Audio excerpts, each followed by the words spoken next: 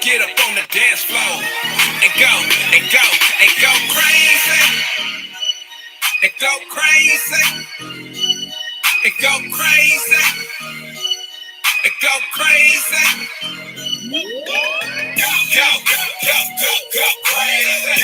Go, go, go, go crazy. Go, go, go, go, go crazy. All the way from the O to LA. Go crazy like a dum-dum. Eastside homeboy, where I come from. Dance on the floor till you go numb. No fighting, no hating, no red rum. This is O City. All the way to the bay, hit the bass, feel me. Catch a case cause it's beating up yo Chevy. Get you moving side to side, getting all sweaty. Make it work it, work it, work it out. Turn the volume up loud. This a draw crowd, make it all shout. Go, go, go, go crazy. All the way from the O to LA. Hit play on the track and I'm ready. Like a quarterback, Tom Brady. Catch it all in the frenzy. Go, go, go, go crazy. Go, go, go, go crazy. Go, go, go, go, go crazy. All the way from the O to LA. Go, go, go, go, go crazy. Go, go, go, go, go crazy. Go, go, go, go crazy. All the way from the O to LA. They love us. We heard the buzz and turned the club up. They tear the rugs up soon as we turn the subs up. Everybody hands high like a drug bust. Yeah, I'm from the West, homie. Don't you see the dubs up? Baptize him on the spot, fill the tubs up. I fraternize with the flocks, tell him fill the cups up. The show though, original, the type is proto. I go, crazy, crazy, yeah, loco. It's solo, the coach and note I represent the Ocho. Immerse from together, we put the devil in the chokehold. Either I leave him on the mat flat out, I squeeze it till he black out, or when they see him tap out, they go crazy. Go, go, go, go crazy. Go, go, go, go, go crazy. Go, go, go, go, go crazy. All the way from the O to L. Go, go, go, go, go crazy. Go, go, go, go crazy. Go, go, go, go crazy. All the way from the O to L. Go, go, go crazy. Go, go, go crazy. Go, go, go crazy. All the way from the O to L. Go, go, go crazy. Go, go, go crazy. Go, go crazy. All the way from the O to L.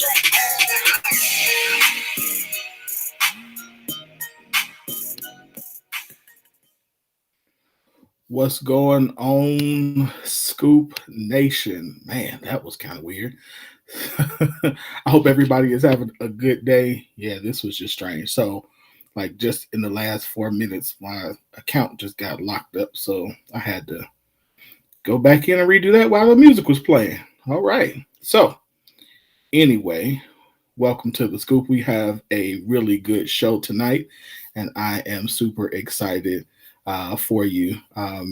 Before we get started, I need uh,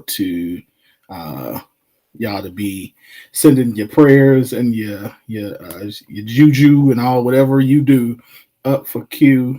She is under the weather again, so we need her fully back and fully ready to go.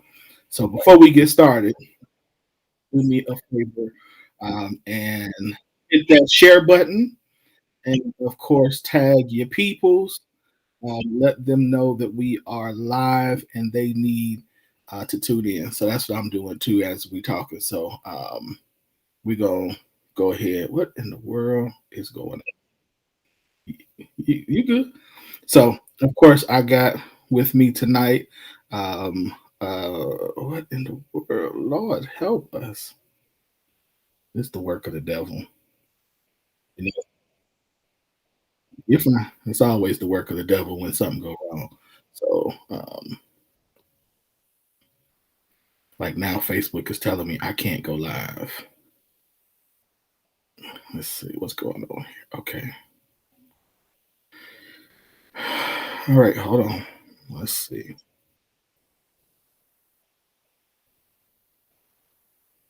Let's see. I can't go live. All right. Ended the video. Even interesting. Yeah, this is weird. Let's see.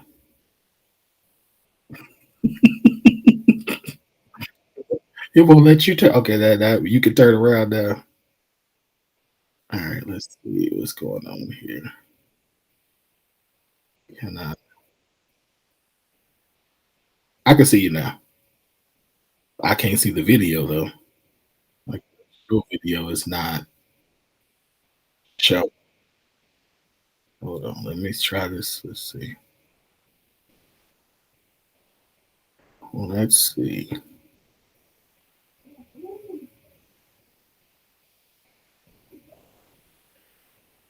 Nope. This is crazy. This is absolutely nuts. All right, so let's try this. I wonder, am I live on YouTube?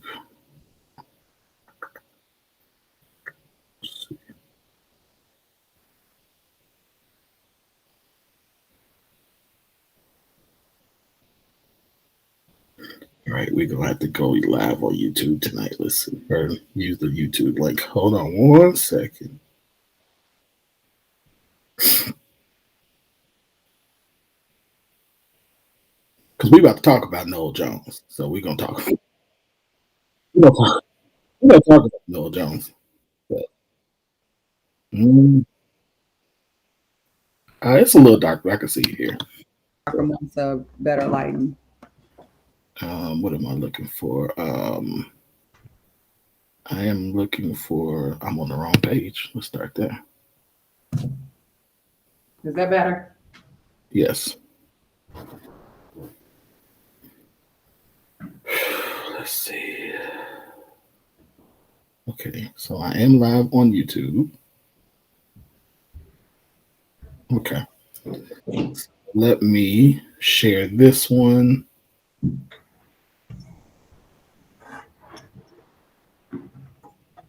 All right. Well, Facebook is tripping, so we going live on YouTube. All right. We're already live on YouTube, but All right. let's see. You can watch the scoop on YouTube here. Click this link. Let's see.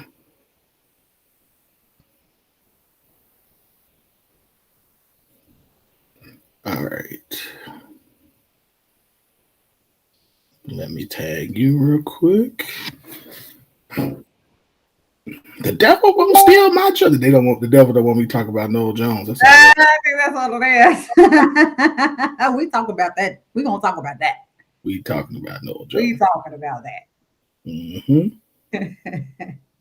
All right. Let's see. Naomi. Okay. Who else? Alyssa. Who else? Q. Donnell.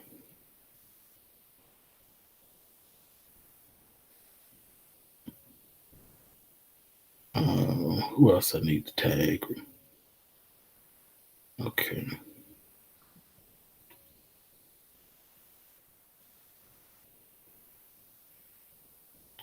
All right. All right. Lord help. We live. We good. We good. After all these years of doing this, I've seen just about every Right. possible thing that could go wrong go Of wrong. course. So it's all good. Oh, Tweak here. Okay.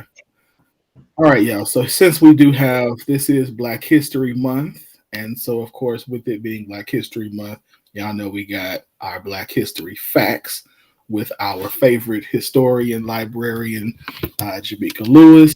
So we're gonna get to that in just a second. But again, like I was saying, Q is not feeling well, so y'all do me a favor, please pray.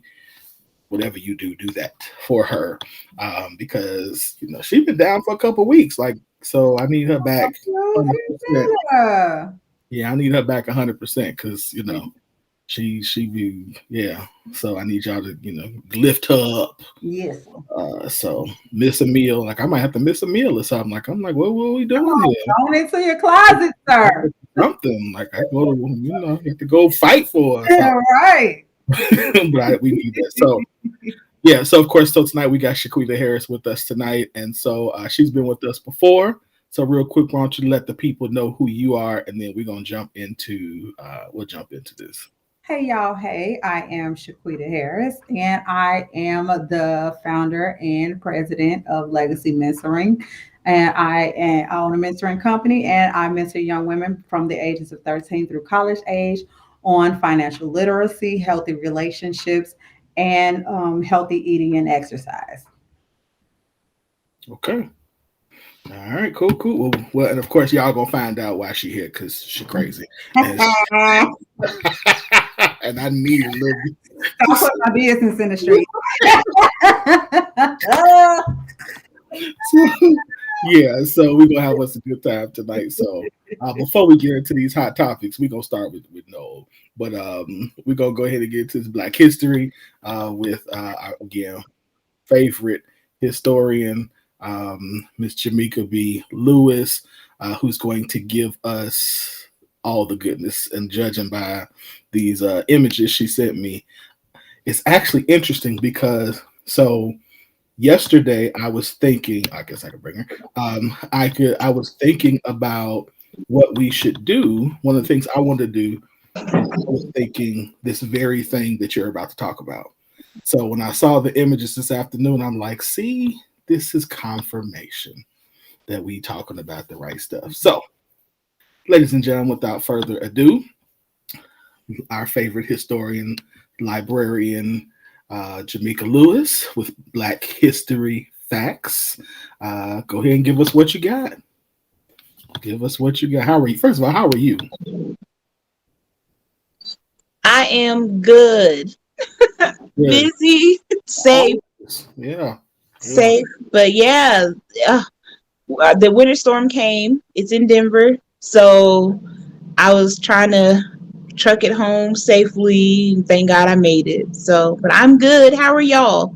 I'm good. Ours is coming tonight. Get ready and be in the house because we're supposed to get 24 hours of snow straight. We are in Denver. Yeah. So, yeah, that'll be interesting. I wonder if we're supposed to get that here in Michigan. I don't even know now that I think about it. Yeah, I think the storm that's here is heading to Oklahoma. So, yeah, it's going to be interesting. I'm just hoping everyone stays safe and is out of it because, it was Yes. So we're supposed to do it tonight too, actually. So I said, we are starting tonight all the way through tomorrow at 9 p.m. So yeah, we're getting the same 24 hours. It started around 2:30, so it's not supposed to end until like 4 or 5 o'clock tomorrow. Oh wow! So I'm crossing fingers for a snow day, or at least work from home. So. Yeah. Okay. All right. What you got for us, ma'am? I'm glad. Yes. So first, thanks for having me back. Oh my goodness, it's been some months, but I'm super excited to be back with today's Black History Facts, and I will be back every week this month. So thank you, Scoop Fam, for having me come back. It's always so much fun. So today's Black Facts. Let me give some context. Right now, around the country, we are having some very interesting conversations around critical race theory. Is it being taught in K through 12? What does critical race theory mean? And quite frankly, most of what people attribute to critical race theory is not actually critical race theory. What people are attributing critical race theory to is just plain old Black history and Black culture. So people people have decided to use critical race theory as a basis for their attack on certain educational materials. Some of those educational materials are books. As your friendly neighborhood librarian, you know that I am not going to allow this to happen quietly. I am going to speak out. So for today's Black History Facts, I'm going to highlight some books that have been banned and challenged and either removed from school libraries or requested to be removed from school libraries, school classrooms, teachers' curriculums, lesson plans, all those things. And all these books are written by Black authors and or highlight issues in Black history and culture. So let's go ahead and pop those pictures up so I can dive into these books.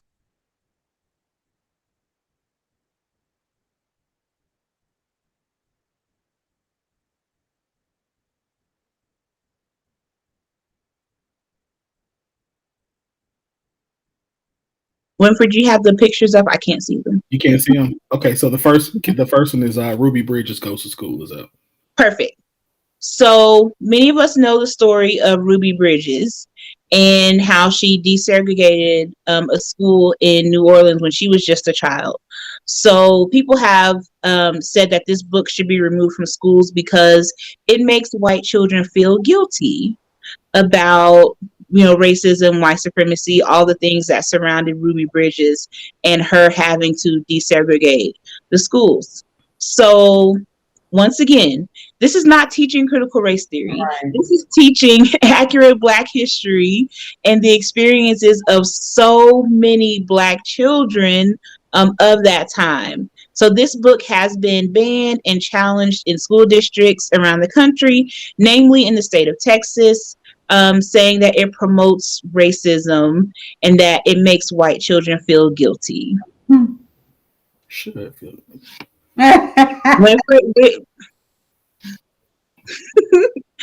And next.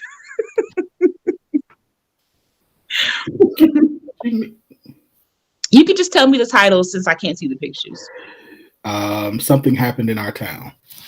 Oh, yes. Okay. So this book is about an incident with a Black person and a police officer in this town. And the book is written from the points of view of a Black boy and a white girl. And so once again, good old Texas has this book and I'm not going to say the state of Texas. I'm going to say certain school districts and even politicians have this book listed as a book that should not be included in the classroom or in libraries because, again, they feel that this promotes racism and they feel that it paints the police in a negative light. And so this is Something Happened in Our Town, which is an absolutely incredible book. It's compelling reading, and I absolutely love it.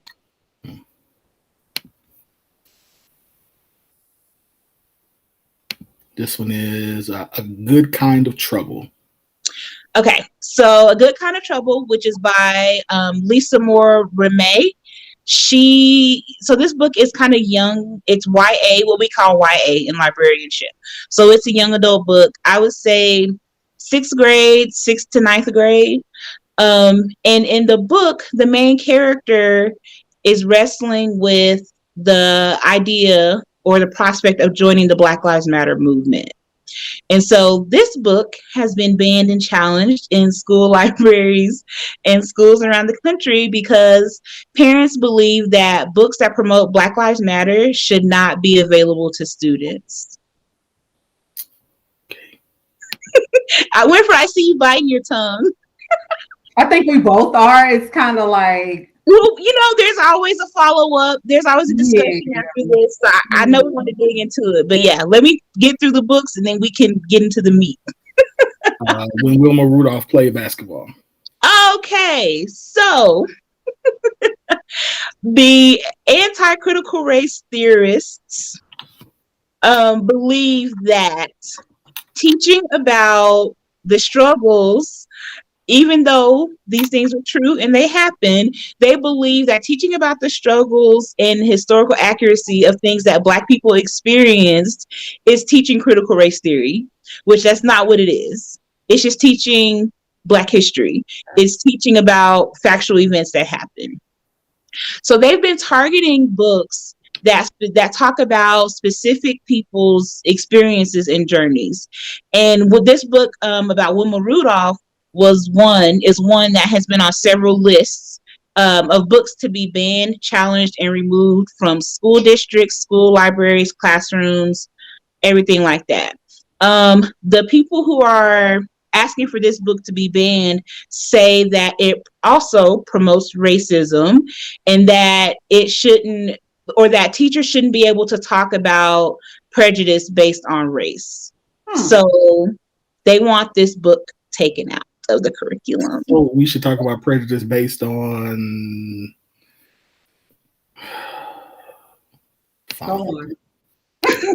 We're going to get to the meat in a minute. Something happened. This is Michelle Obama. Yes. So this book in particular, when I read that this book was being banned and challenged, I chuckled to myself because I read some of the comments from parents who asked that this book be removed. And I don't mean to laugh because this is very serious. So censorship is very serious. Trying to whitewash history is very serious. And trying to tie people's hatred of critical race theory with just teaching accurate Black history is very serious. But I chuckle because some of these opinions or some of these justifications for removal are just hilarious to me. And it's hilarious because it's absurd. So for this Michelle Obama book, this specific one, a parent said that in this book that it depicts Donald Trump as a bully, and that it because Michelle Obama gives kind of reflections about her experience as a Black woman, they feel that should not be in a book made for children. So they want that out.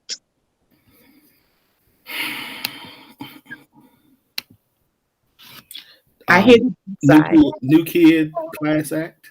Yes. So Jerry Craft is a very gifted YA or young adult author.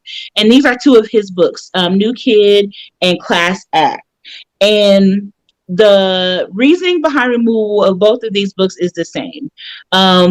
White parents feel that the characters in this book, because I'm not sure if y'all read them, but both of the books talk about what the experience of Black boys at that young age and at that age at school.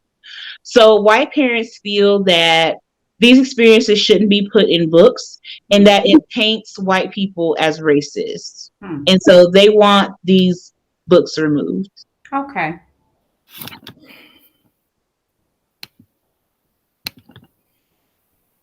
Ghost Boy. I would say Ghetto Boys. All Boys Aren't Blue and Ghost Boy.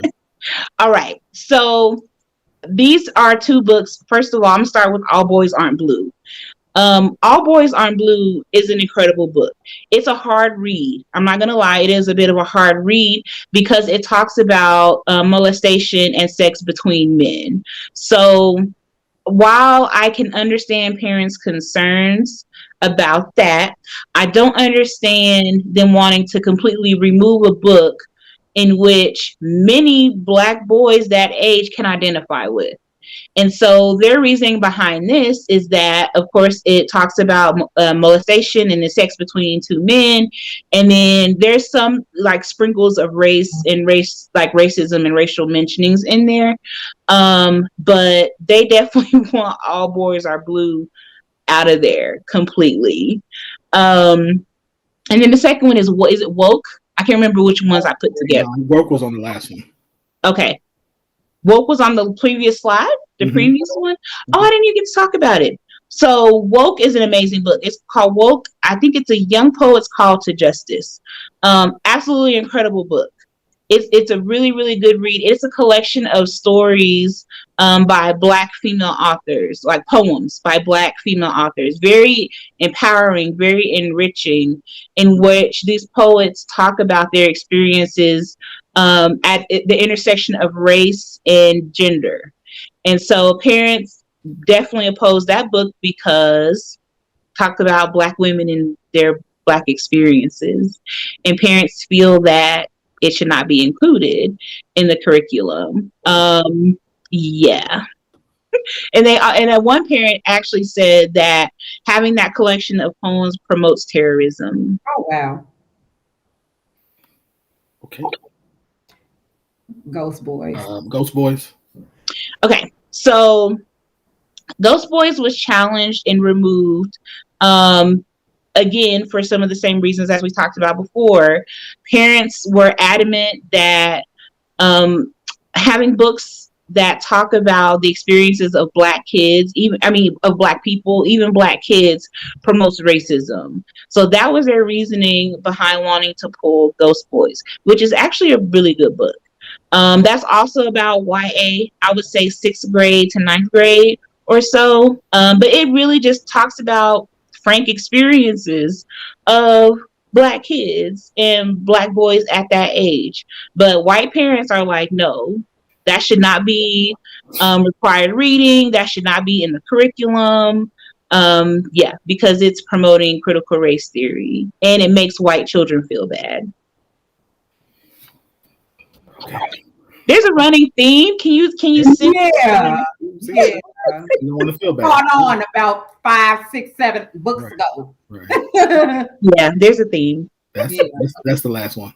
Okay, so to get into the meat of this, I have very strong opinions as a Black librarian.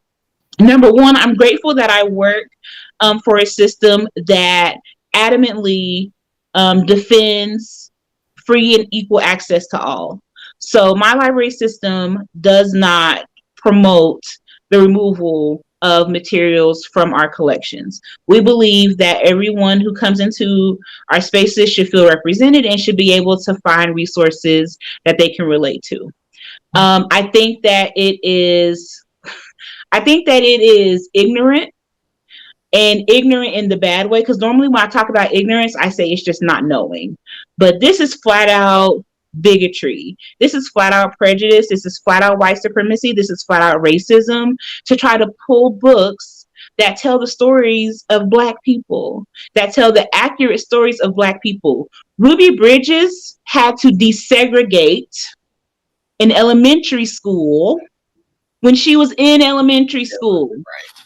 Ruby Bridges had to be accompanied by armed officers.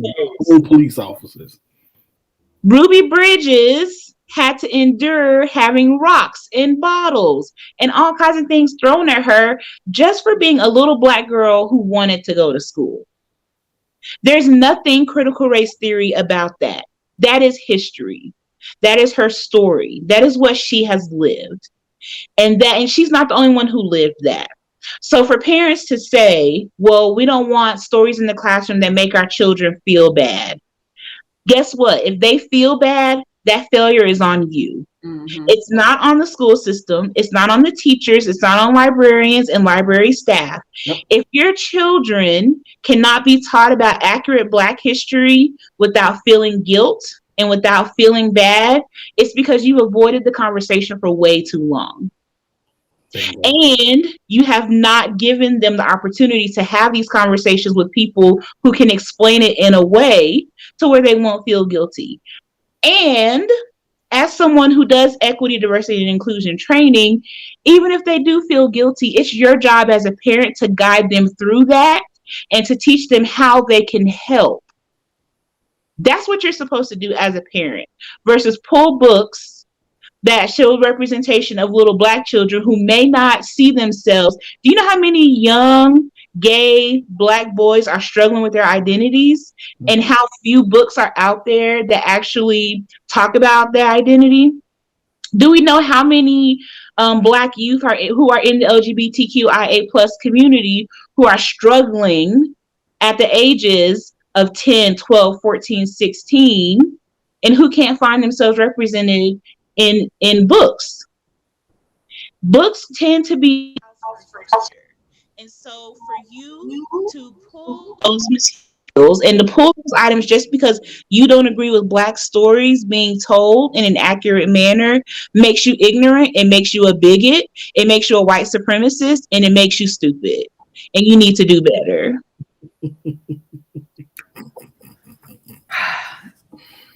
So, here's my comment. Number one, this is why we have generation after generation after generation of white people who say that Black people should get over slavery because it was so long ago. Because they fail to realize that their trash and their crap did not stop at slavery.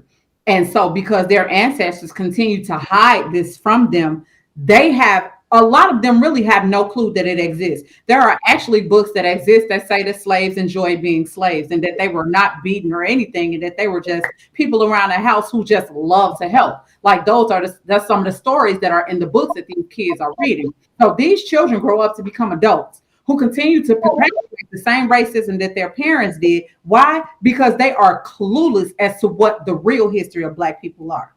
That's the first thing. Number two, if you always hiding it from them, then they can't fix it. Because all these white people don't want to be on your bandwagon.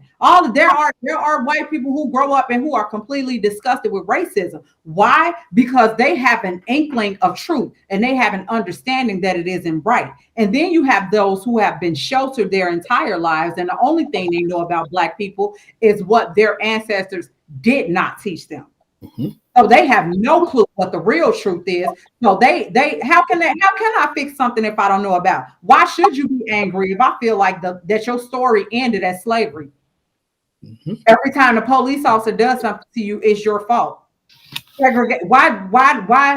do I have to fix something when it was my great grandparents owned slaves? But your mama and your daddy were sitting right there at the table when they were saying that Black people couldn't drink out the water fountain and eat at the same restaurant. Your mama and daddy work for the DEA. Your mama and daddy are on the police force. Your mama and daddy are in the educational system. And your mama and daddy are doctors and nurses. The same people who perpetuate these systems who continue to discriminate against Black people. So how can you fix it when your mama and daddy, who are a part of the system, continue to hide things from you and don't even give you the opportunity to try to fix it, even if you wanted to?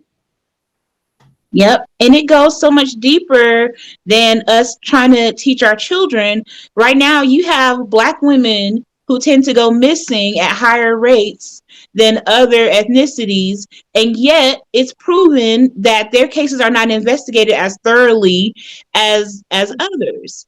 And so where does that start? That starts when you're a child and your parents aren't teaching you that Black people are people and are humans. And so you're failing to see the humanity of people. How can you see the humanity of Black people if your parents are going to pull every book that features a Black face? How are you supposed to learn to see Black people as humans if you never see them represented? Yeah, and they only want to pull the ones that have Black faces that don't show what they want showed. They don't want because they're gonna feel bad. They're gonna feel bad. Yeah, and like I said, if you're a parent and you can't guide your child through that conversation, send them to me. I'll guide them through that conversation. That's what I do as an educator, as a librarian, as a historian, is I have those difficult conversations with people of all ages. So yeah, instead of being like, nope, my child shouldn't read this. Yeah. How about my child should read this, and I'm going to find some resources that will help them navigate their feelings. Mm-hmm. And that will also help me in the process, because I'm not comfortable when Black Randy gets on the elevator. I'm still clutching my purse. Right. But yet, let me go ahead and take all these Black books out of the library too. Right. Yep. So sorry to go on a rant. No, it's problematic and it needs to be addressed. Yeah. I will happily send you the list so that you can post it on the Scoop page.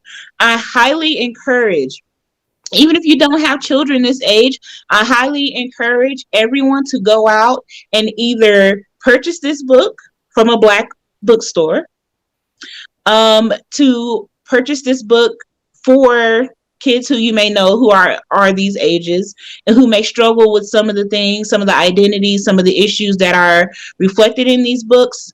Go to your local library and express your support for these materials staying on the shelves. And that could be your public library, school library.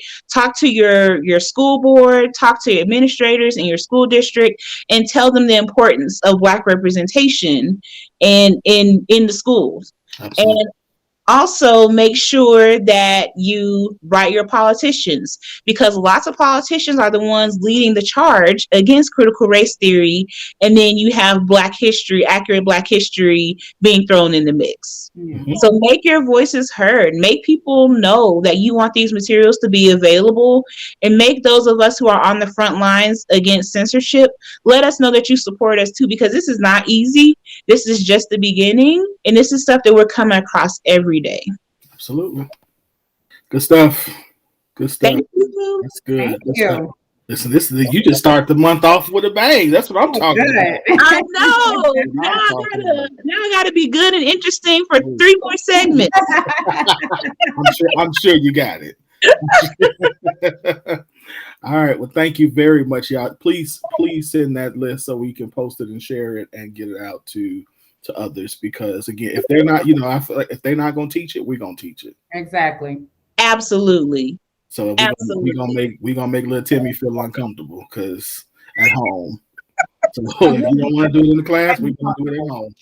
And tell Timmy's parents that they can hire me to do some equity training at their workplace because I'm on it. Yeah. Yep, I heard it. So, all right, we'll see you next week. Please, again, send that information so we can definitely share and learn. Appreciate you very, very much. No problem. Y'all have a good night. All right. Yeah, the little Timmy need to learn. Yeah, he do. He'll be all right. He'll be all right. Yeah, the book ain't never hurt nobody. I promise you. Reading is still fundamental, y'all. They'll be all right. They'll be all right. All right, let's go ahead and jump in. Let's go. I got the video. You want to play this video first? I'll play this video. Please play this video. So everybody can see. No, we're gonna play this video so y'all can see what we're talking about. Hold on, let me switch this up so we can put this in its proper place. Okay. Hold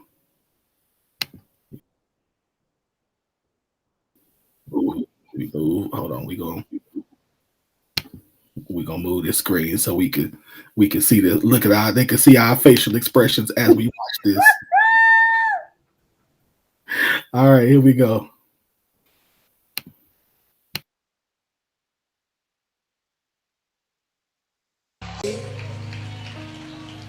That I'm gonna get married. Loretta, come up here, please.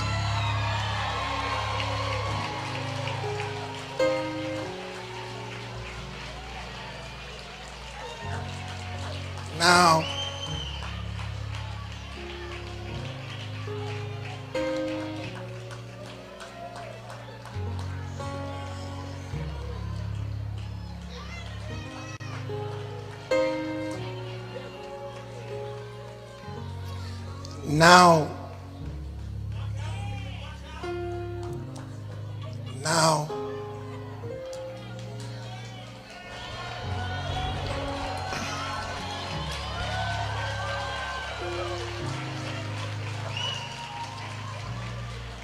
I thought about, should I? Should I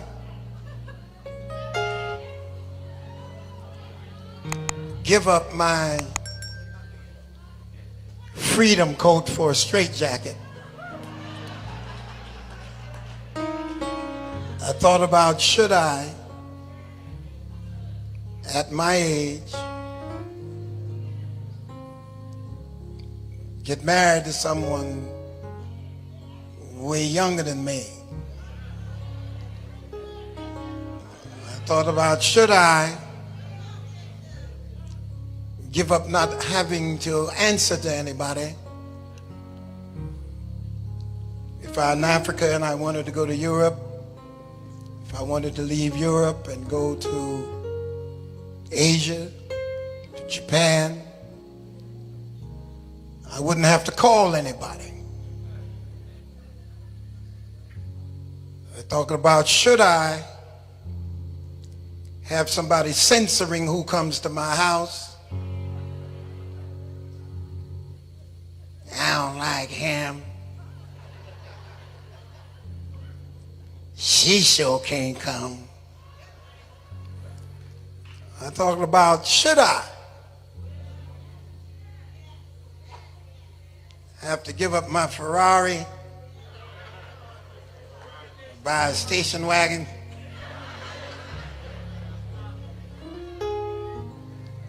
And then when I looked at her, I said, well, should you have to push a wheelchair when I can't walk? Don't go so fast, slow down. Should you have to deal with an old man when you could have many suitors who are so young? Should you have to be listening to a man who's intoxicated with the exuberance of his own verbosity? And should you have to deal with somebody who is set in his ways? After I thought about all the shoulds, I decided that if I keep on thinking about should, then I won't get this thing done. So I need you to give me some help here.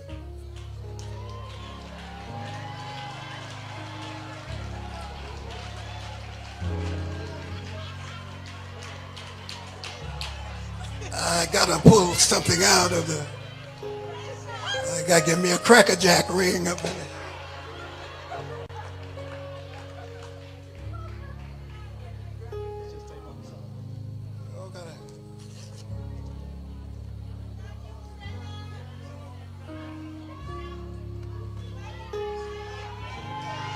So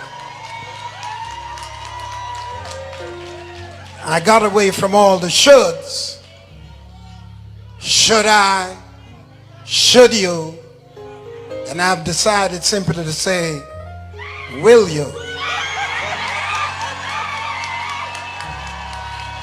Marry me.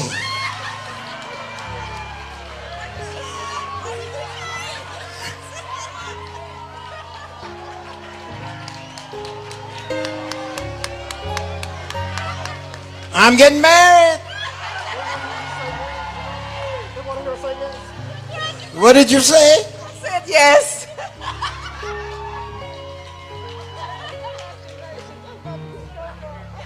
Congratulations, Bishop. And Sister Loretta, amen. Come on, City of Refuge, put your hands.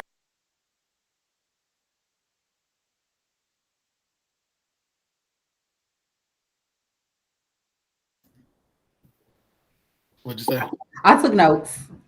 I got notes. Go for it. Go ahead. Number one, the man referred to marriage as a straitjacket. Red flag number one. Red flag number one. Then he proceeds to list everything that he sees wrong with marriage. Everything. He looks at marriage itself as losing. It's prison. It's prison. Like he doesn't even look at it in an enjoyable way. Then he goes on to say he would have to trade in his Ferrari for a station wagon. Why, sir? You are 130. Y'all no baby. Ain't no babies popping off.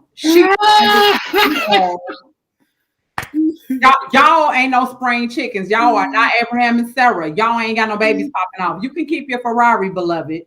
Then he gonna say he wonders if he should marry her to keep her from suitors her age. Sir, you have wasted 20 years of this woman's life already. 20, 25. 25 already. So if you was going to send her back to somebody who was more suitable for her, you probably should have did that about 22, 23-ish years ago. You don't waste 25 of her years of her life and be like, you know what? Here I go. He admit he loves to see himself talk. So he knows that he is not a good candidate for a husband. He's set in his ways. Like he said all of this himself. He know that he's probably going to be old and is old. He knows like she probably going to be pushing him around in all her quality of life. And then he refers to getting married as I'm gonna go ahead and get it done. Like there is nothing. It's very blah. It's very blasé. It's very something to do-ish. It's giving me on board. Let me do this vibes or let me shut her up vibes. Like it's giving me all of that. And her ring was too small for 25 years. I'm sorry. I should have seen that from my kitchen. All them years he got it. You got it, sir. I should have been able to see her ring from a half a block away. You gave us some diamond dust, beloved. You're wrong. I couldn't see the ring, but you couldn't see the ring. You probably should have gave her a little more than that. She didn't gave you 25 years of her life. You probably should have done that. Then the another thing that kind of set me off, which I couldn't understand, her friends were extremely excited. All of the women in that church were excited. So happy for her. All the ladies in that church were excited.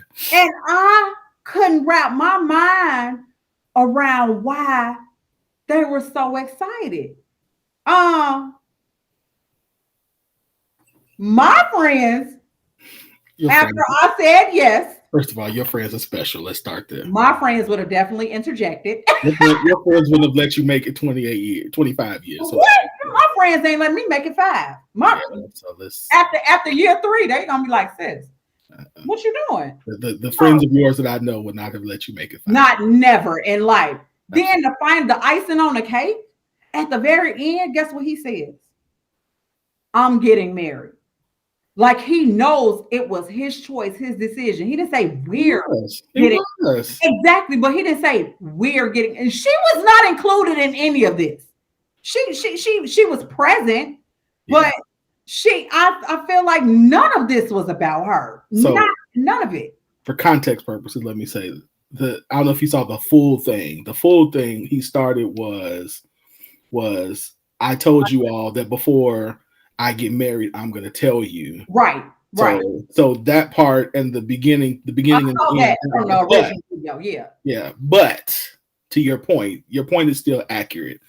That they said. Did you have anything else that you want to? No, that was it. I was disgusted. It turned me off. Let me. She could have been married in divorce 2-3 times playing with him. So let me say this.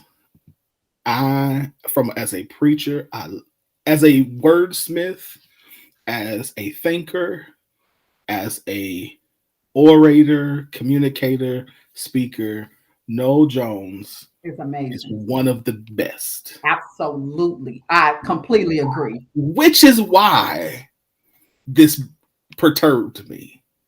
Because in my mind, there is, as in the world of preaching, Black preaching, no one puts words together like Noel Jones. Yeah. And so to watch that was like, you didn't put a whole lot of thought into that. No, he didn't. Because, and I even understand. So here, I understood what he was trying to do. Like as a communicator, I understand he was trying to contrast, should have, like, these are the things, like he was trying to make a contrast to say, like, listen, these are all of the things that, I thought about the reasons why, but I recognized that none of those reasons were reasons enough for me to not, like, I'm worried about me, when really, when I look at her, I think that she trumps all of these reasons. That's what he was trying to say. But the way that came out, awful. I was like, bro, I wanted to be like, bro, that wasn't that. It sounded like he didn't want to do it. Well, so what it also did was it made me think about, I don't know if you watched The Preachers of LA when it was on. Did you watch that when it came on? I watched a couple episodes. I was sick and tired. I couldn't watch it no more. It made my stomach turn. So there was one episode. Did you see her birthday episode on that? No, I didn't. Okay. So on that show, it was her birthday. He had a birthday party at his house for her. And she knew in her heart of hearts, she was like, this is the day he's going to propose. Mm. He steps up, he reads this nice poem, and then he exits. And she was like, that's it? Sad. She's like, I thought, and she even said, I thought I was embarrassed because I thought this was going to be wow. the day that you proposed. She's like, you started with these nice poems, you did this, and then you stopped. And he was like, but I never said I wanted to get married. So, and I would never marry a man that let the words come from his mouth. That's the problem. And I was like, I mean, so my thing is this. I totally agree that what happened was bad. But yeah, Candace, you're right. He embarrassed. He did. That birthday, that was bad. It was bad. I don't understand why everybody was excited, why she waited. Yeah. Which makes me think there is a lot more to this relationship that we don't see. It has to be, because I just can't fathom. I can't fathom why a person will wait 20, 25, 25 years. I honestly believe that she stayed because she gets to live a lifestyle that she knows that another man will probably not be able to provide her. That's it. That's all. She wants a lifestyle. She gets to travel. She gets to dress well. She gets to live well. So she has the lifestyle that she wants without a ring. So even though she wants a ring and she wants to be his wife, she is probably well aware that even if she left him and went somewhere else, she would not be able to live the lifestyle that she lives now. So she chose lifestyle over the ring. I agree. Yeah. I absolutely agree with that. I think that it's yeah. I think that's a large part of it. I think there's also because I know she was married before. So I think there's also some part of that is she probably wasn't in a hurry. And again, this is conjecture. Yeah. They was doing some married stuff. So absolutely. Y'all ain't keeping it holy for 28 years. What? So I'm just saying. So the married life she's getting with the exception of she don't get to say nothing to him because he already said you don't get she already does. She's also the head, it's like the head administrator or something like that at the church. So she's already controlled his schedule or got his schedule. She knows he got his schedule, but I'm not so sure. Let me say this. The fact that he even spoke the fact that she can't say who can and cannot come in and out his house and where he can and can't go, and he knew he would have to give that up if he got married, lets me know that for 25 years, she has just been administrative and she ain't had no say so, because he felt like if I get married, then she's going to have some say so. He mentioned her possibly saying, I don't like him. He can't come over here. And she definitely can't come. So now it's you could say you don't like somebody, but you can't stop nobody from coming in my house because we ain't married. So he been doing what he want to do. He been living his best life for 25 years. And I mean, and knowing his schedule, I mean, I think he travels, what does he say? Out of 52 weeks in the year, he's on the road. Well, before he got the last several years, he's on the road 46 of those years. So he's never home. He's just out living. Yeah. Yeah. So, hey, Jamaica sums it up very well. She says, he waited because he could. She yeah. because he didn't. Period. That's it. That's all. Yeah. So I'm just like, all right. Yeah. So yeah, I was just like, this is intriguing. And I was like, and all the ladies in the church is They were so excited. I was blown away. I was like, why are y'all happy about this? I'm like, it was so cringy to watch. It was cringy. If I saw my friend standing on that stage and the man who was getting ready to propose to her gave that speech, yeah. I would be mortified. Listen, and then to the drop mic moment of it all was at the end of it, he just walks out. And he didn't even say I love you. He just walks out. I was like, so in this moment, he just walked out with the armor bearers. Like, all right, I'm done. I'm sorry, what? I'm done. Yeah, trash. I'm done. I've done my part here. Trash. We're done here. Okay. Trash. I'm gonna need traditions to do better. Part of me thought they already married. This was just like, part of me thought they already married. This was just. I don't get that because he seemed real playalistic. Like he just ain't marrying nobody. I still don't think he want to be married. I think he just don't want to die alone. To be honest. Well, I think he know he getting old and he don't want to die alone. So he's like, let me go ahead and get married because he's 72. He is old. He still don't want to be married. But he like, I don't want to die by myself. I don't want to have to scoop myself in a wheelchair. Right. So I guess I might as well have somebody else do it. Or go to hell.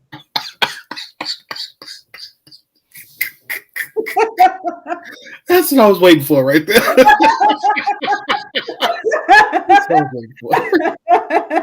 Yeah, no, it's a strong no for me. Strong no. He was out of line. I'm like, no, Bishop. Oh, yes. Like I said, I love me some Noah. I do too. I love him as a preacher, a pastor, a speaker, an orator. He is amazing. But that was terrible. It was awful. It was so awful. It was awful. Yeah. It was like, I hope he goes back and looks at that and be like, that was bad. But he probably won't. And I want him to get her a bigger ring because what was that? I want to say, I'm gonna have to find this ring because I want to see 25 years and that's what you gave her. After you just talked about your Porsche or your Ferrari. Yeah. I'm like, and traveling around the world 58 times a year. Sir, this is what you get this woman. I gotta go find this ring though. I gotta see this ring. Listen, I feel like I should have been able to see that ring from up the street. I couldn't even see it from where I am, and I couldn't see it. I was perturbed. Sorry. Where's the rest of her ring? Where is the rest of it, sir? That's all I'm saying. Okay, go on. Okay, to say I wonder if he was dying. I mean, I wouldn't say he's dying, but I definitely feel like he is starting to realize, he's starting to come face to face with his humanity. Like he knows that. But the reality, he's been doing it for a couple of years. I mean, he said several years ago, like, I got 5 more years to pastor. Like, I know I'm getting, like, he knows. So yeah, you probably right. He know.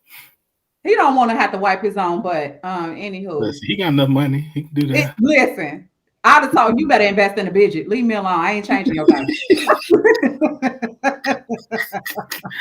All right. This is an inbox question I received. All right. So here is the question I received. It says, my significant other and I have been together 8 years. We didn't have sex often, but I was satisfied with the emotional closeness. Soon, however, for health reasons, he no longer could have sex. Now I arouse myself to get an orgasm. Are there other women who use masturbation for sexual satisfaction? And how has this affected your relationship? If you have any questions, yeah. All right. So yeah, that was the question.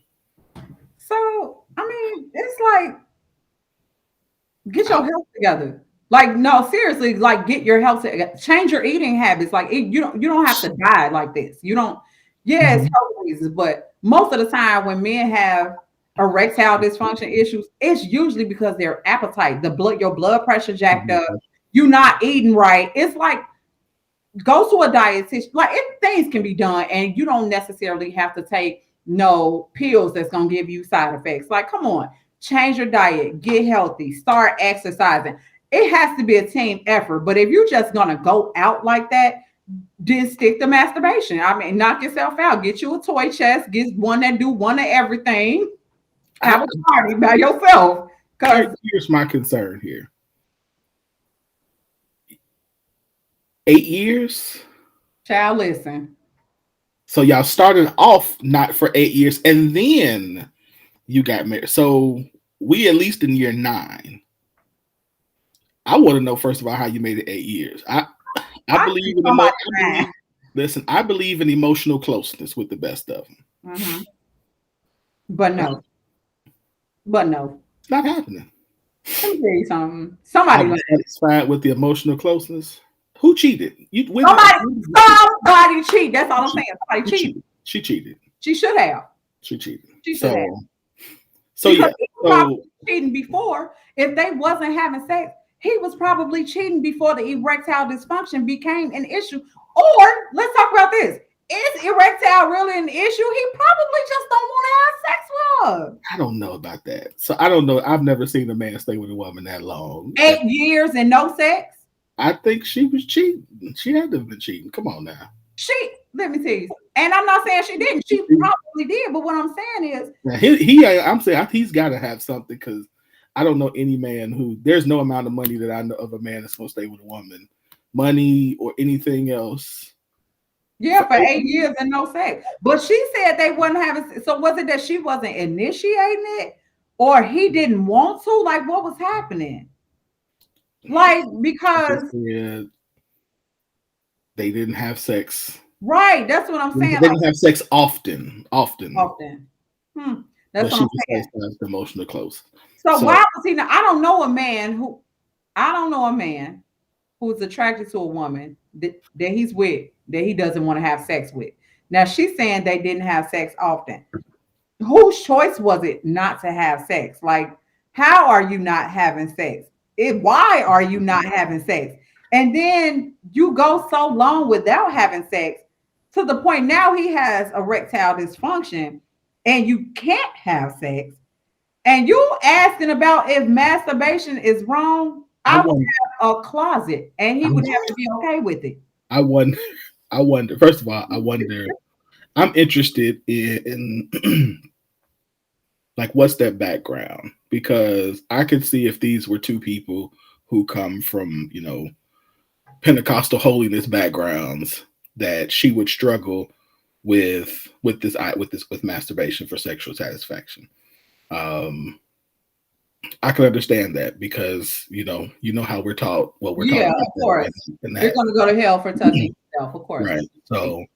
So I can see that, but I'm just my response to this inbox question was first of all, I have to ask some women because obviously I'm not a woman. But I would say, listen, I basically told them that they need to have a serious conversation about their relationship because, and to your point, if there's a health reason, is this something that is reversible or treatable? Yeah.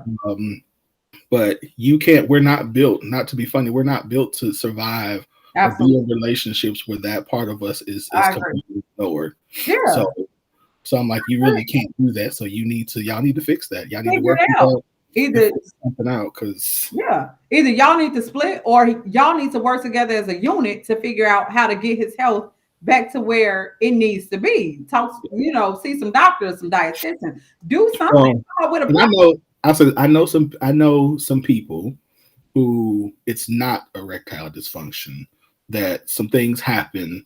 Yeah. So they couldn't. So in that situation, that's different. Which is why I said I wanted to know their background because I also like in that situation it was. And that's why I said it may not be erectile dysfunction. He just may not be attracted to her for whatever reason. Well, and this is not that. He had some things. I can't say, but some things happened to him. Okay, I get what you're saying. And it's really not a. But why wouldn't she know about that? Why wouldn't she suggest therapy? Like she did. They've gone to therapy. In this instance, they've gone to therapy. They've done all the stuff that could be possibly done, like health stuff, taking care of that. It's really not. It's really some stuff. And I'm like, well, in that instance, I'll say this: in each of those instances that I've ran across that are like that, the spouse who is unable to sexually perform has said, listen, if there are things that you need to do, do them, and I don't need to know about them. Exactly. Yeah, I agree. So, I've heard that too. I have. so they've said that. Mhm. And so to her, I would say there are many women. There are many women who struggle orgasming with their partner. That is we talked about it last week. Yeah. We talked about the orgasm gap. That it's like 68% of women say that they don't with their partner, which is a whole God bless. I'm so sorry. Who say they don't do that. So how it affects their relationship is in a lot of instances, if the woman is telling the truth, because a lot of times ladies don't tell the truth because they don't want to offend the man. Yeah, exactly. Yeah. So if they are telling the truth, what typically happens is the man either has two choices. Either he learns what needs to be done to change, or he doesn't, and typically the relationship has ended. So he has to, so that would have to happen. So I think what she needs to do is she needs to really realize what's going to happen in what are they going to do? Yeah. What we're going to do? Yeah, they're going to have to come up with a plan together. That's it. That's all. Or you're going to be masturbating for the rest of your life, or until you leave, whichever one comes first. Yeah. So, yeah. And then you just have to be okay with it. Yeah, absolutely. I agree. Listen, I ain't going to say that. Let me shut up if I get fired from my job. Somebody from my church be like, Pastor Bird said. Well, what he said was. Pastor said. What he said was. Right. All I'm saying is what I'm saying. I get what you're shooting for, and I'm right with you. Right. Pastor said what he said. All right, let's go to this. So this is another one I got. I found this, and Jay Morrison posted this. It's a 2-part one. So he says that if Black men decided once again to be submissive to the Most High God, then the whole world would kneel at our feet. We would have dominion and subdue the earth as God planned. We just want to do things our way and have no higher authority, but look where it has gotten us. Hold on, one more. He then says, our egos and pride make us think it's our right as men to have no rules. LOL. That's little boy talk. When we submit to his will, the world will submit to our will. Deep down, we're just ducking responsibility. Deep down, 90% of us know how to act. We are just hard-headed.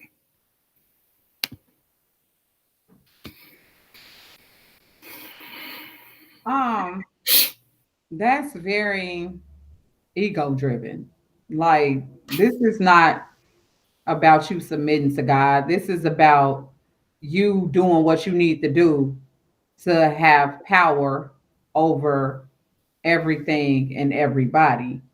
And I can't get with that mentality. Now, to a certain extent, I do agree that when we are not in alignment with God and when we are outside of God, some things are just not going to happen. And so some things, regardless of how bad you want them to, or how people tell you the steps to take and all of this, like you can do all the right things.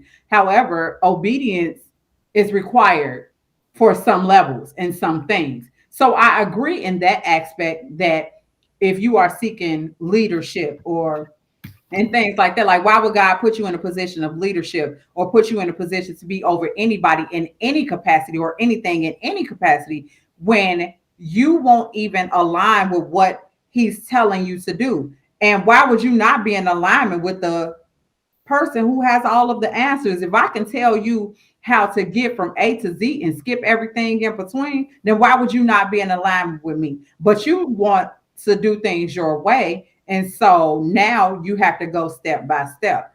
I get that aspect of it. I don't like the idea that the only reason you want to get in alignment with God is so you can make everything and everybody else do what you want them to do. I can't get with that. Yeah, I don't like that. Yeah, that's interesting you said that, because that's actually the same thing when I posted this, that was the comment. That was pretty much the exact comment that that people said. And I agree, because I think that, so the idea of subduing and having dominion over the earth. You know, he's talking about, he's using the Genesis 3 creation narrative stuff. Right. Is the problem with that is that unless when he says by the whole world, he's referring to the earth, that's fine. But if he's talking about the world in terms of like people, that's not what it's about. Because to the original point, the oppressed now becomes the oppressor, and so now we're back in the same place, and that's not the point. Totally agree. I absolutely agree that submission to the rule, I'll use my church language here for a moment, the rule and reign of God is the way. But I think what we're missing is it's not a way to make other people do what we want, but it's really a way for us to avoid some of the pitfalls that we would make, because our egos and our pride are now are leading us instead of allowing God to lead us. So I agree that we're ducking responsibility. I agree that 90% of us know how to act. And just I agree that we're just hard-headed. I agree with that too. I think that so I agree with the overall, with all of that. I just don't agree with this idea of the whole world. And again, of the whole world in terms of people kneeling at our feet. Mm-hmm. That's not beneficial. Yeah. It's not really a place that we really want to be. Yeah. That's not how that works. So I will say this though. What I do like is and one of the things I like that I'm starting to see men have dialogue and discussion about accountability. Yeah. I like that I'm starting to see more conversation where men are saying, listen, we know that we need to, do better and be more responsible for our community. So I'm loving that I'm seeing that. But again, the idea of the whole world kneeling on our feet. I agree. Yeah. Not gonna work. So, all right. So I don't know if you saw this one. This was so very interesting. So Odell Beckham, who plays wide receiver for the Rams now, it says on November 12th, Odell Beckham Jr. signed a deal with the Rams worth $750,000. He announced he would take that in Bitcoin. At the time, Bitcoin was worth $64,293. Today, it's worth $35,400. Today, that deal is worth $412,953.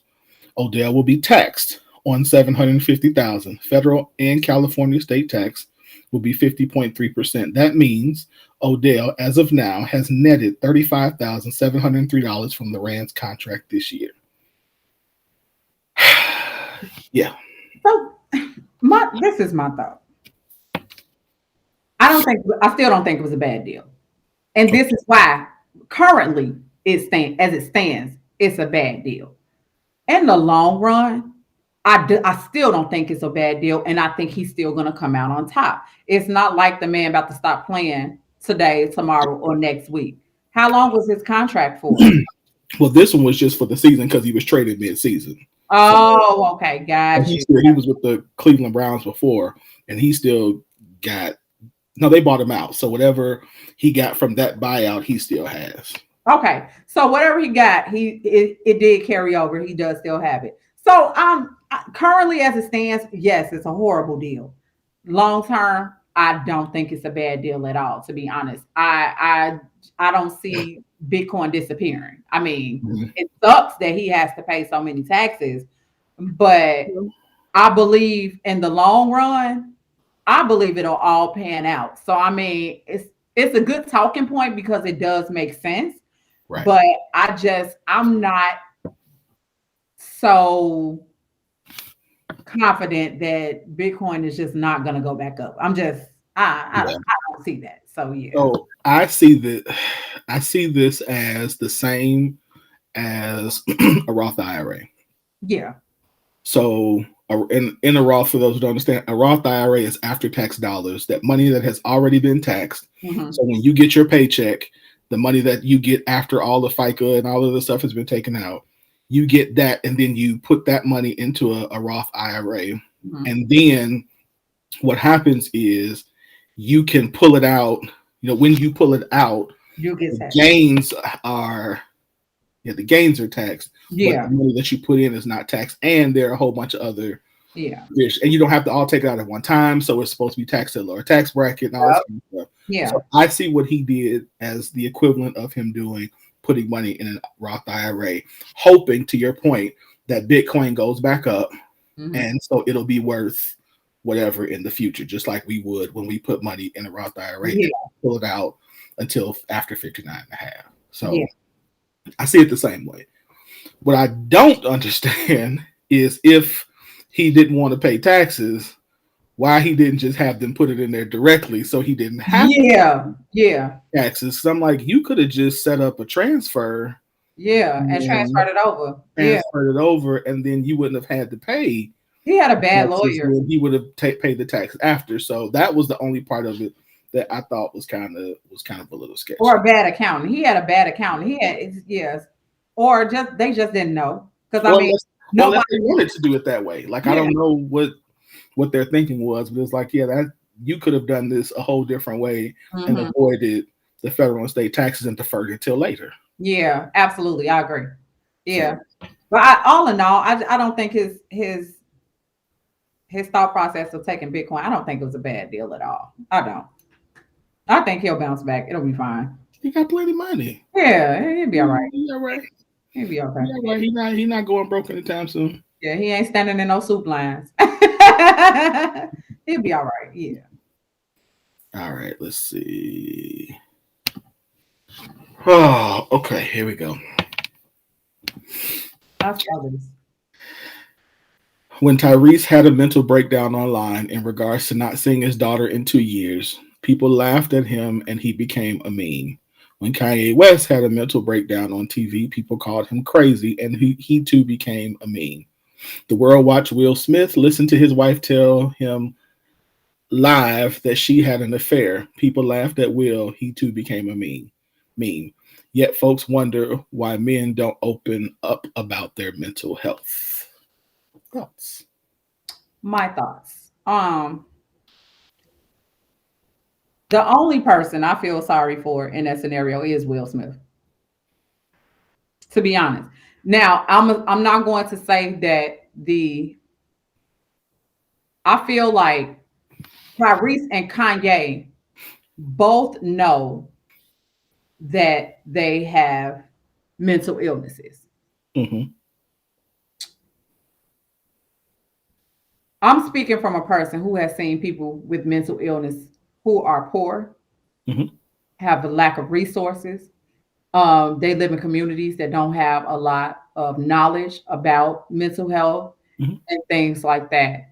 Kanye and Tyrese both have access to the resources that they need that would allow them to get help.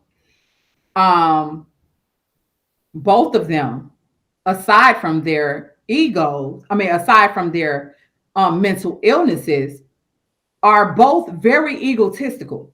So I don't think that people were making fun of them because they are mentally ill. We understand that the mental illness is there. And for that, absolutely, I empathize with that. I could not imagine being trapped inside of my head and only being able to experience what's inside of my head. What's inside of my head is my reality on the inside of me, but that's not the reality what's going on the outside. I cannot imagine that. So I absolutely empathize with that. But I also can't understand that with the resources and the money that you have, why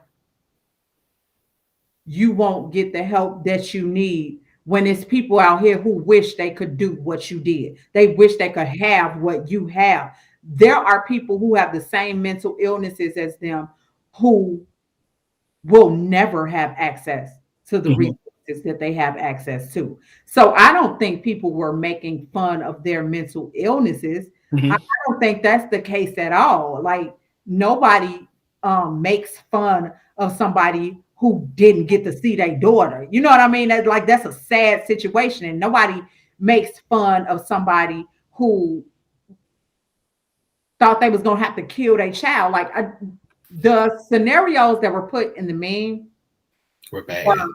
yeah, they were bad, but those were not the reasons for them being turned into the meme. You see what I'm saying? Like, yes, they have mental illnesses, but that's not why they were turned into a meme. So I think that was like It's a bad example. a horrible example. Bad example. Very I mean, bad example. I think there are societal reasons that contribute to men, specifically Black men, struggling talking about their mental health. I think there are social reasons that make it difficult for Black men to talk about, and Black women too, to talk about mental health. I just don't think these are very good examples. I think they're terrible. To be honest with you, I felt bad for Will, but I didn't feel bad for Will. Like, I feel bad for the situation. Yeah. But ultimately, you knew. You decided to have that type of relationship. And then you took part. Yours just didn't get aired out like hers did. I didn't feel bad for it. I didn't feel bad in that sense. I felt bad that, man, we had to watch him hear this, talk about this publicly. But again, that was your choice. Yeah. So I'd have been like, listen, we got this, we good. Let the story keep it moving. But yeah, so I think those are bad reasons. We do, as men, need safe spaces to vent. We need safe spaces where we can learn emotions. I've been saying this, like, I think the initial thing that needs to be done is we need to invest, just like we invest in getting better at our career or whatever our field of choice is, just like we spend time learning about, sports, we need to spend time understanding ourselves, what's happening with our mental health. It's very, because it's something that we're not trained to do. It's not something that most of us are given the space to explore growing up, or even, so, we know three things. We know mad, happy, and okay. Mm-hmm. Or fine. How are you doing? I'm fine. So we real happy, real mad, or we okay. Like, we don't understand the complexities of our emotions that make us make us up. So when we're feeling depressed, we don't know how to say I'm depressed. We don't know how to identify that I'm depressed. We just think I a lot going on right now. I just got a lot I'm going on. And it's like, no, you're depressed. You're depressed right now. And that's okay. So I don't think we get that. And we gotta learn it. I also think that I think that the whole culture of man up from other men has done more harm than good. It's problematic. You're supposed to be the leader. You the man. I think that the whole man up and the whole idea that you're supposed to just suck it up and take it, whatever it is, it's bad. I think that is absolutely horrible. I think women are more likely to embrace a man's struggle than what y'all think we are. You know what I'm saying? I think that I think most of the down talk and the downplaying of the mental health comes from men trying to be strong in front of other men. Because there are some women who come from those type of places where I bet not see you crying, or I ain't gonna respect you. And a lot of women that's like that.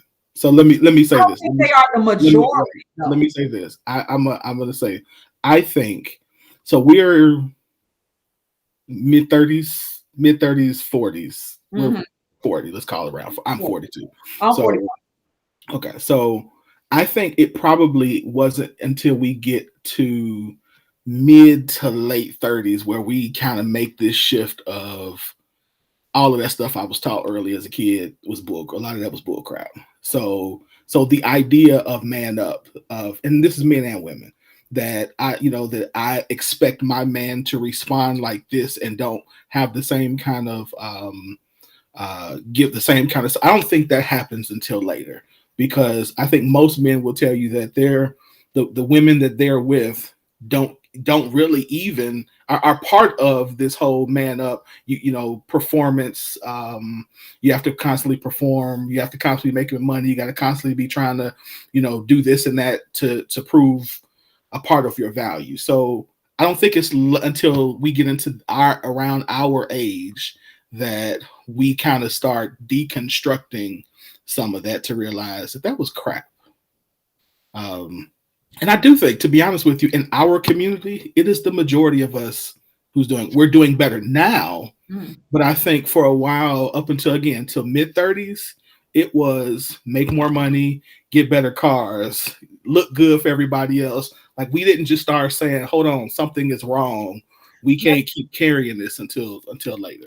I also feel like it doesn't have so much to do with age, but as it has much more to do with the times, because you got to realize for a long time, Black folk thought that mental illness was a white thing. Absolutely.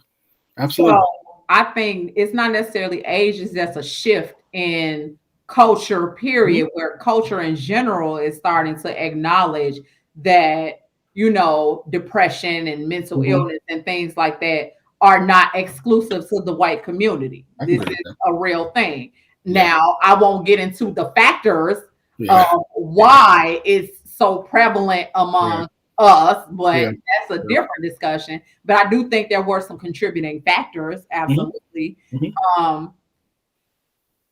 And I believe that that's what caused it to be more prevalent amongst our community and things like that. But I think now that that particular era is over and the shift is starting to go to another direction, that now Black people can honestly say, oh, it wasn't us.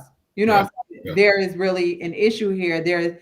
Now we have to fix all of these generations that were damaged from certain activities and things like that. But now that this shift has occurred and is no longer in our community, now we have the opportunity to fix it, because as long as it's present, you can't fix it. And so you think, oh, this is nothing, I'm not gonna worry about it. But when the smoke clears, you're like, oh, this is a problem. A huge problem. This is a problem. This needs to be fixed. Absolutely. So I think that there is definitely an awakening in general. And so, I think that mental health has definitely been put on the forefront. I don't think anybody is being made fun of for mental health. I think those are terrible examples. I think those are terrible examples. But again, we've got other examples that we could have used, but those were not. Those were awful. Yeah, those were terrible examples. Yeah, and I want to reiterate again, especially, with. I think I saw this past weekend, the mayor of a city in Maryland, he, committed suicide. Then we had the young lady, 31 years old, Miss America, listen, I just want to say it again. If you are struggling, please find some help. Find me, and we'll help you get some help. You're too valuable, and we need you, and we need you. So don't, if you need help, just say help. Yeah, we'll walk with you through it. So agreed. All right. So Anthony O'Neill asks, how can he share his dreams of legacy with this lady? Share your tips. Here's what the question is. So this gentleman writes, hey, Anthony, I'm another young brother and I need your help. I'm dating this amazing girl and she has this habit of eating out nearly every night. She was raised in a smaller apartment where eating expenses are consolidated between incomes. Eating out is an admittingly reckless habit of hers, but also a way that her family bonds. Needless to say, I'm the cook in the relationship, and I also own my home, and the mortgage is paid off. It leaves me with a few additional homeowners' expenses to take care of, and eating out 4 times a week is not in my budget. How do I help her see that I'm not just living for today, but I'm living with tomorrow in mind? I'm living to leave an inheritance for my children's children that is much bigger than a 5-bedroom house. So again, how can he share his dreams of legacy with his lady? I deal in finances, so of course, this may be like a simple fix for me. It's a simple conversation. This is my goal. This is my plan. If we're going to move forward, we cannot continue to do this because I want to be stable in this, in this area. My goal is to have this much money by this time. My goal is to have this by this time. I mean, even if it all doesn't pan out, things happen and stuff like that. But if you have a goal and a plan, and the person that you're dating is not with the plan, cut it. It's over with. Like, I don't even see how financial management should be a deal breaker. I don't understand how it isn't, especially when you don't plan to work for somebody for the rest of your life. If you don't want to live from check to check, if you don't want to be the type of person who is always wondering, well, how you're going to get this next. Life happens, of course, and things go beyond your control, but you cannot be content with living that way for the rest of your life. Pause. You can be content, but you cannot be with someone who does not share that same mentality. That's not what you want. Yeah, if that's not your mentality, that's the easy fix. Cut it off. Run the game plan down to her. Tell her what your goals are. She's either going to get on board or she isn't, and she don't have to go if she don't want to get on board. And in the process of that, stick to the plan. Yeah, like, you not to stick to the plan. You stick to the. I always say that as you do this, everything that you said, but if I stick to my plan and you choose not to, like if I'm leaving and you choose not to follow, then that's on you. Okay. This is one of those things where I say where we love to talk about being equally yoked. Yeah, you need to be equally yoked in the area of money too, and that doesn't mean that one can't be a spender and the other a saver. It just means that when we come up with the plan, like first of all, we need to agree on the plan. Clearly, they don't have a plan that they agree on.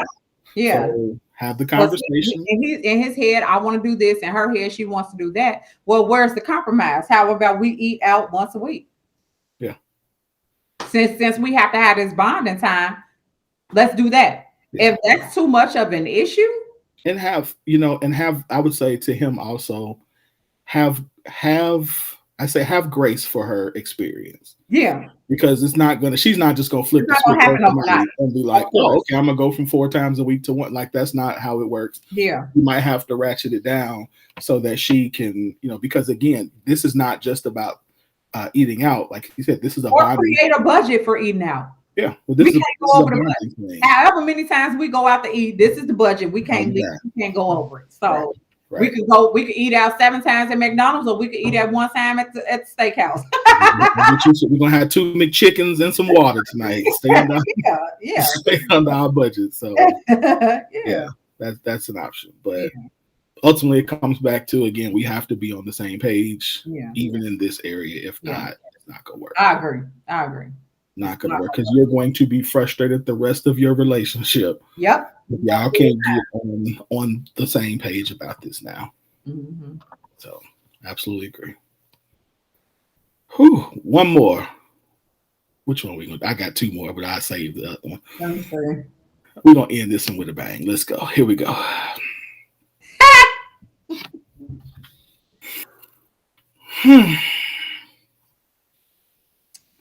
I mean, men will make time for your hoo-ha, but not you as a person. This is how I feel. If you give him the option of making time for your hoo-ha and not you, that's a you issue. Period. You giving him the hoo-ha with no additional requirement, that's not his problem, beloved. That's what he gonna do. That's what he gonna do. People do what you allow them to do. People treat you how you show them how to treat you. People treat you how you allow them to treat you. So if you don't say, this is what I need, and this is the issue though, because you say this is what I need, he say I ain't doing it, and you stay anyway. See, you want a body. You want to be able to say you got somebody, or you want to be up and lay up with somebody, and you want to do all the stuff. You want the feels. You want all the feels, but you're not getting what you want because you just want to have somebody for that, or you just want to have somebody there. So you're willing to settle for the bare minimum, even though you know you want something else. That's not his fault.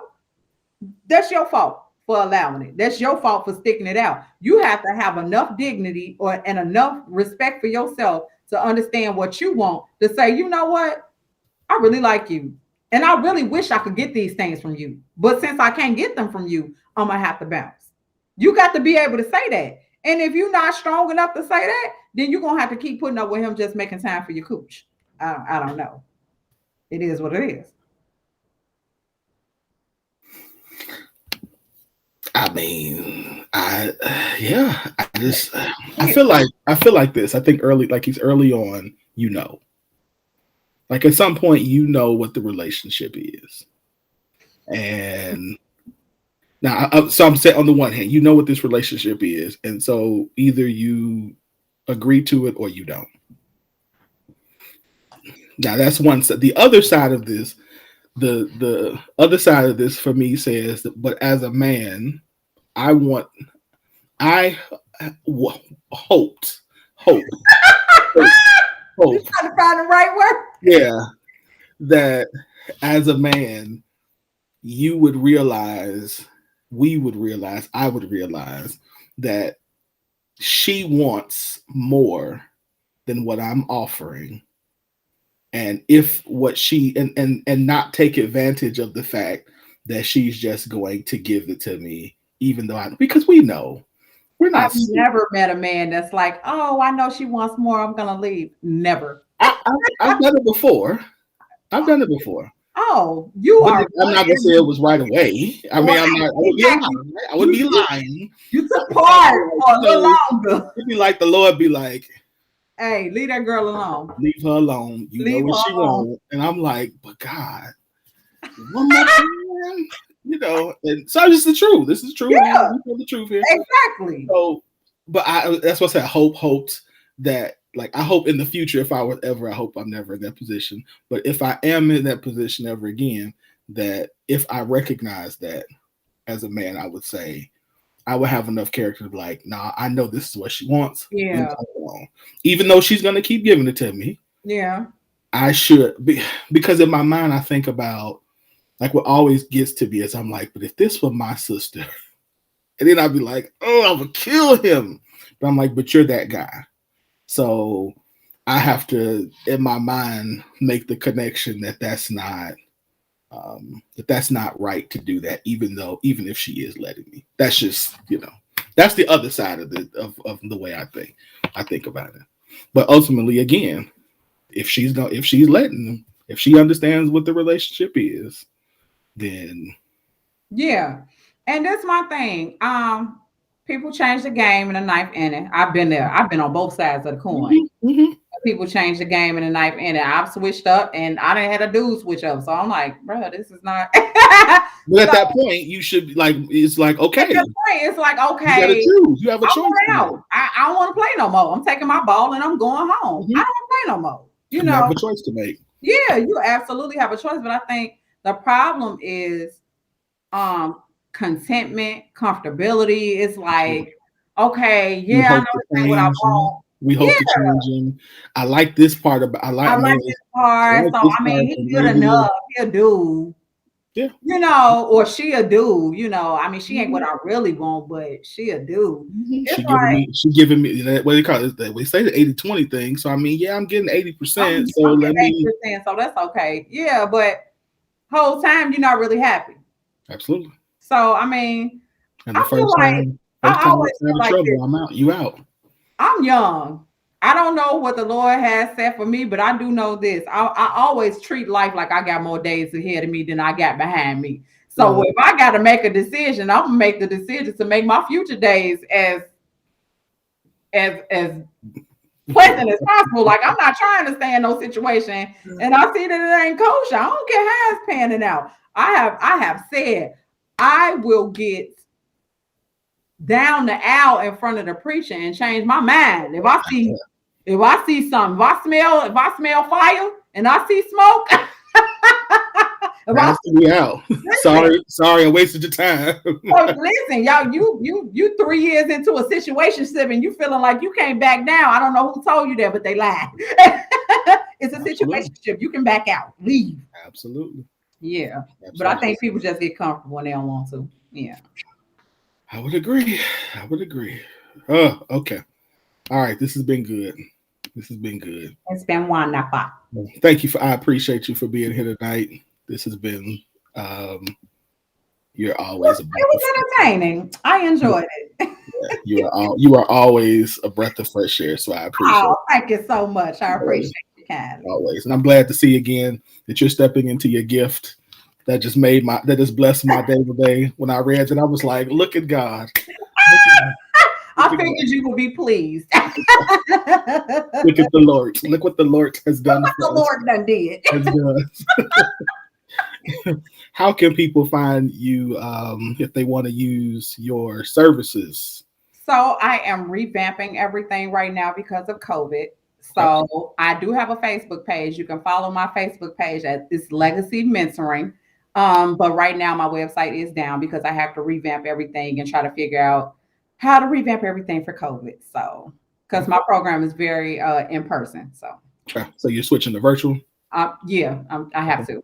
Yeah. So if there's somebody who wants to hire you to come and speak today, can they do that? They can message me on Legacy Mentoring on Facebook. I am very responsive. Okay. All right. Y'all hire her. Our chairman. I'm gonna get your girls together. We do all the self-esteem stuff. We need it. So yeah. All right. Thank you very, very, very much for being here. Thank you for inviting me. I appreciate it. Absolutely. And so listen, I literally text her at what, 8, like an hour, less than an hour before the show. Like, it wasn't even it was like 30 minutes. I was like, you was sick. I need help. Yeah. I text Candace, and then she said she could, and I said, okay. So thank you very, very much for doing this tonight. I appreciate you. Again, always a pleasure. So y'all, thank you all for being here. We really appreciate you, especially with the technical difficulties that we had tonight. I think we both had technical difficulties. I don't know what's going on. It's time. It was time. It's like you got to have them every so often just to make sure you still want to do this or something. So if you have not shared the show, please do that. I will upload this to Facebook as well for everybody who did not get to see it. So once I figure out what's wrong with my page. So, but y'all have a good night. We'll be back next Tuesday for another scoop show. Y'all, I appreciate y'all. Remember, please, if nothing else, take care of your mental health. Take care of yourself. Do what you have to do because you are too valuable for us to lose you. You're too valuable to not be walking around at your optimal capacity. So if you need to do something, rest, sleep, say no, turn off the phone, whatever you need to do, take care of yourself. Please do that. If you need help, again, you can't find it, you can reach out to me. I would be more than happy to walk with you and help you find the resources you need. But we need you healthy, whole, and happy so you can live in your purpose. Y'all have a good night. We'll see y'all next week. Good night.